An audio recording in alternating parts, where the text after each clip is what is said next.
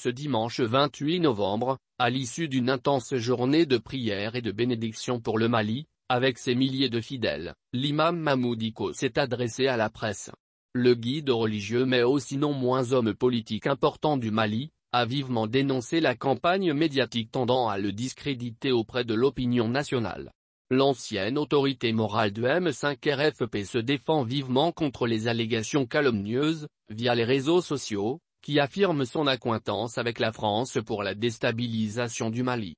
À l'aide de cette ultime tribune médiatique, l'imam de Badalabougou essaye de clarifier pour l'opinion nationale sur ses relations aussi controversées que tumultueuses avec les différents pouvoirs déchus du Mali.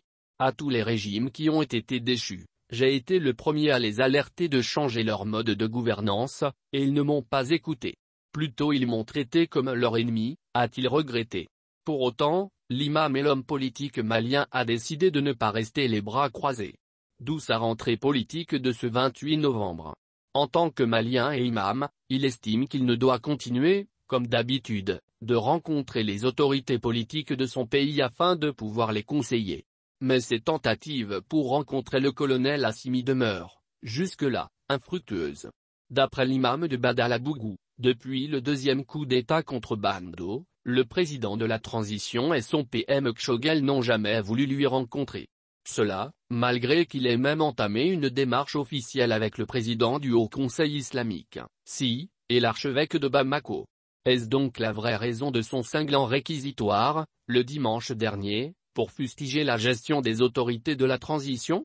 De toute façon, Mahmoud Dicko avertit avec véhémence qu'il demeure un acteur politique important de son pays. Pour avoir longtemps flirté avec les précédents pouvoirs politiques de son pays, il s'avère que l'imam Dicko est une personnalité politico-religieuse avisée que redoutable.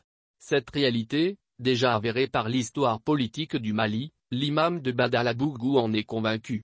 C'est pourquoi, il ne cesse de se vanter, dans ses sorties médiatiques, qu'il a toujours joué les premiers rôles dans les changements politiques survenus au Mali. Qu'il a été dans toutes les intrigues politiques du Mali. Notamment depuis le règne d'Atte, en passant par la parenthèse du coup d'État d'Eya Sanogo, l'accession et la chute d'Ibk, jusqu'aux mésaventures de Bando. L'imam serait-il investi d'une mission sacrée pour manager les autorités politiques de son pays? Une chose est certaine, à défaut de pouvoir rencontrer Kol Assimi, l'ancienne autorité morale de M5 RFP n'a pas économisé ses critiques et conseils à l'endroit de la transition qu'il dirige. Notamment lorsqu'il dit s'inquiéter sur sa trajectoire. Mais, tout en déplorant le bras de fer entre les autorités de la transition, sous la diligence du PM Kshogel, avec la communauté internationale, l'imam de Badalabougou montre quand même patte blanche. Lorsqu'il plaide publiquement auprès de la CEDEAO afin que celle-ci soit clémente pour le peuple meurtri du Mali. Espérons que l'imam Dicko soit entendu par le syndicat des chefs d'État de l'organisation sous-régionale ouest-africaine.